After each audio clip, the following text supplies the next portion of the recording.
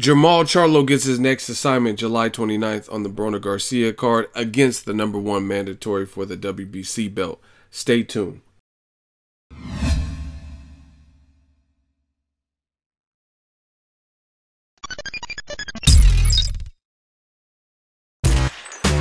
Boxingego here. If you like this video, make sure you hit the like button and also subscribe to the channel and hit the bell icon on the top of your screen to get notified when the latest new content drops. 1. Two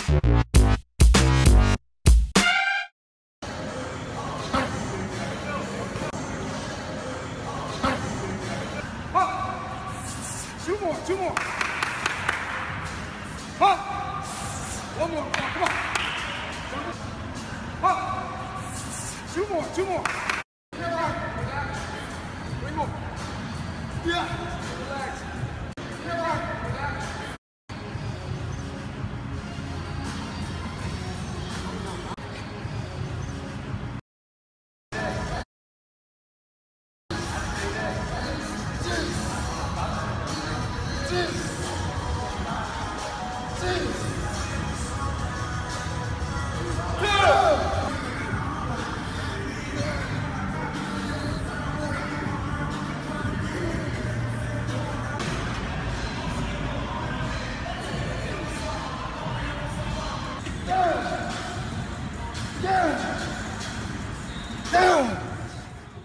What up, Fight World? It's your boy Ego, and I'm back with some more boxing.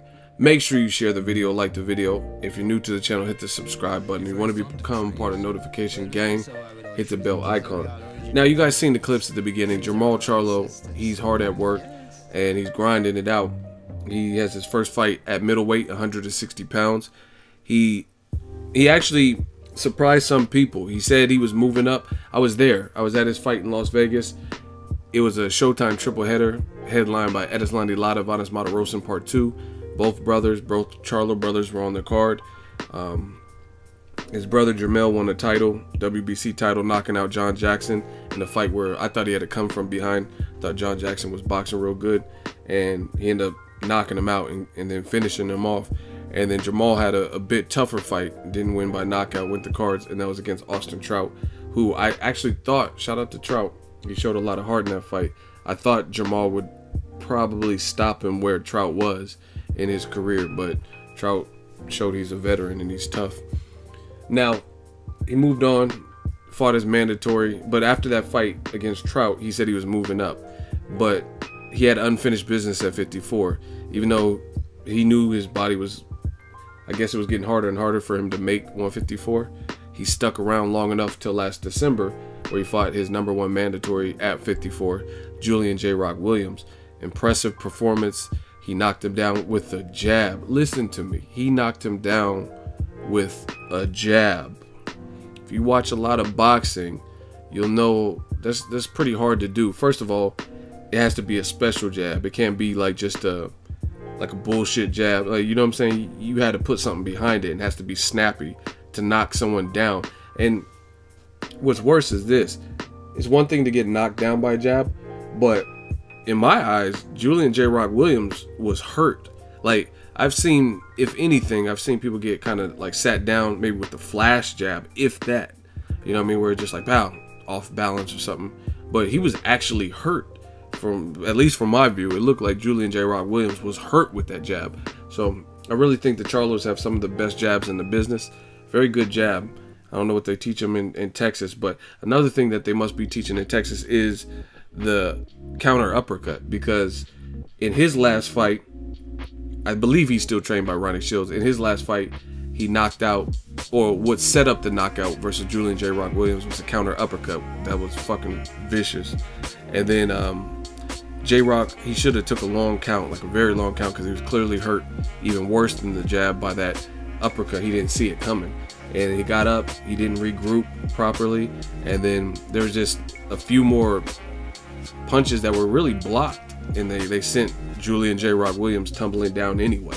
So he was badly hurt and didn't have no legs, and the ref called it a stoppage. So very impressive stuff. And then another Ronnie Shields fighter, Adrien knocked out Yuri Foreman with the counter uppercut, if I'm not mistaken. So I don't know what it is with them Texas boys, but they're getting busy with the fundamentals, jabs, uppercuts, stuff like that, and it's good for young fighters for me at least, to see. There's certain things that young fighters, based on maybe the era, the way they're taught, there's certain things that some young fighters don't do, like throw the uppercut enough, consistent jab, body work, and I've seen Charlo do those things. So very solid.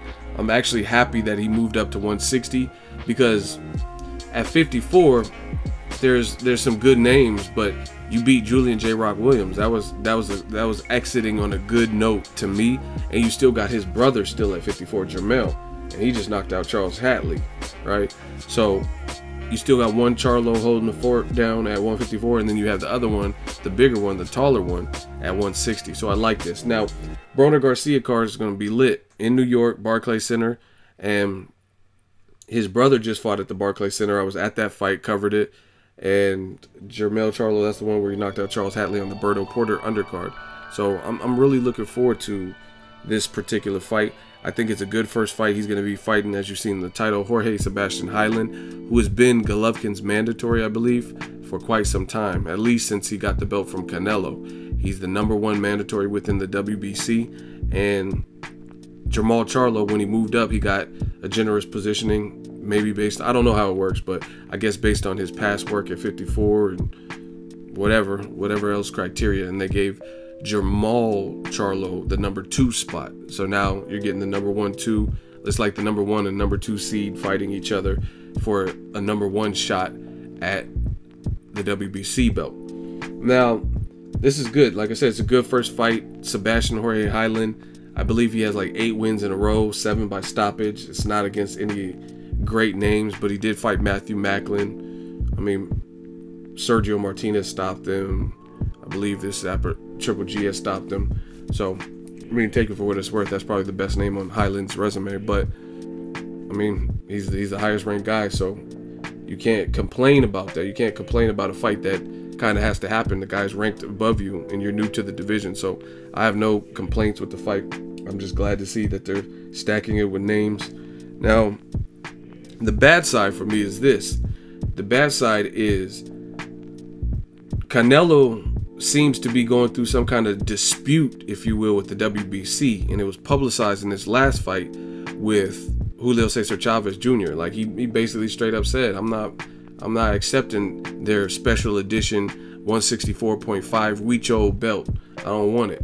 He's like, because I don't like the way they treat us. They try to make me look like I was afraid, running scared of Golovkin, and he's not on good terms with them. That's basically, he's not accepting their belt, and I heard he's not going to accept it if he beats Golovkin. So that's kind of, to me, that's pretty shitty, because if he does beat Golovkin, that's a ready-made fight. You know what I'm saying? If Canelo beats Golovkin, wow, his star power really grows. You beat the boogeyman, or alleged boogeyman, and if Charlo beats Hyland, he'll be the #1 for that WBC shot, and I think that would be a big fight. You got Charlos who are from Texas, and Canelo has a big fan base in Texas.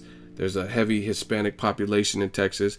There's been some great fights in Texas, so that could be an AT&T Stadium type of fight. You know, I mean, he was in the stadium for Liam Smith, so you mean to tell me another guy from Texas who is a talented fighter like Charlo wouldn't fill up seats? If he could fill it up with Liam Smith, he could fill it up with the guy who's talented from Texas. That's just my opinion. But if Canelo beats Golovkin, then from what I'm hearing, he's not accepting the WBC belt. So that's kind of like almost the equivalent of ducking the mandatory if you don't fight him. Because if you took the belt, then you would have to fight Charlo. And they were trying to get him at 54. You know what I mean? They were trying to fight Canelo at 54. They had called him out a couple of times. But people, the boxing game is crooked, man. Because they've been calling Canelo out for a while. Because I remember I did a long time ago, I did a video about it. And people say, oh, who have they fought? But now they're up in their profile. He just fought Julian J. Rock Williams. If he fights the #1 mandatory, that would put him in a spot. But now Canelo might not accept the belt. Now, if Golovkin wins, then maybe there's a better chance of that happening, possibly, because if Golovkin wins, he'll retain the WBC. He doesn't have no problem with the WBC, so he'll get the WBC belt, and maybe he will choose to fight Jermall Charlo. But if Golovkin beats Canelo, Canelo might pursue for a rematch.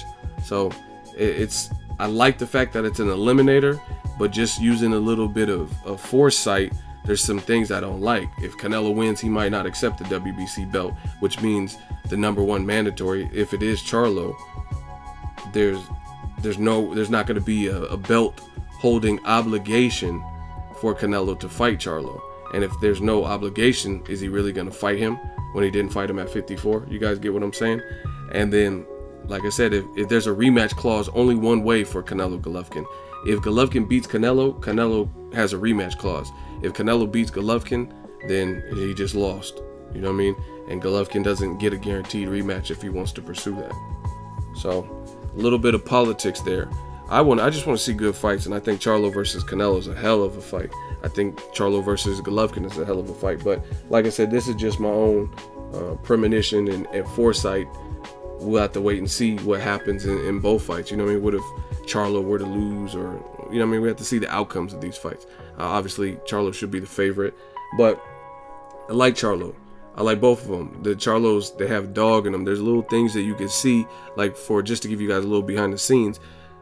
Jermall he came one of the days, I think the press conference day or something, to be there with his brother. He actually worked the corner for his brother's last fight.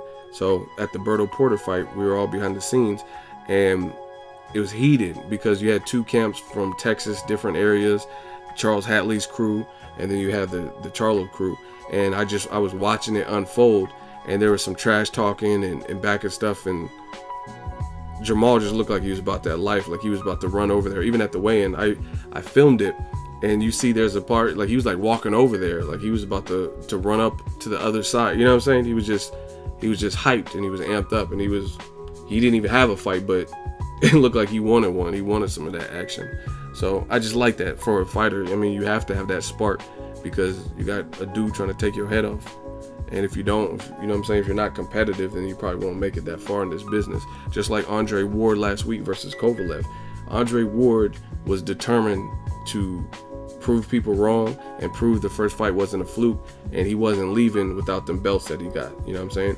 And he improved his performance, his timing was better, and he did what he had to do against a very good fighter in Kovalev. So, you know what I mean? I like to see that fighting spirit from these fighters. But looks like Charlo's going to be fighting for an eliminator. Showtime's getting it done. Showtime's really getting it done with these cards, with these eliminators, plus a main event we want to see like Broner, Garcia. I have no complaints. I like what Showtime's doing, and it's on regular Showtime network. It's not on pay-per-view. It's, you know what I'm saying? It's none of that. Let me know your thoughts. What do you think of Jermall Charlo? Drop it in the comment section. Make sure you share the video, like the video as always. Hate, comment, and subscribe. Till next video is Ego signing off. So if you enjoyed this video and want more content like this on the channel, you can show your appreciation by going to the PayPal donate button or the YouTube support button, and you can donate any amount that you feel is equivalent to the value of this video. Much more to come. Thank you guys for your support. Boxingego, the future of boxing.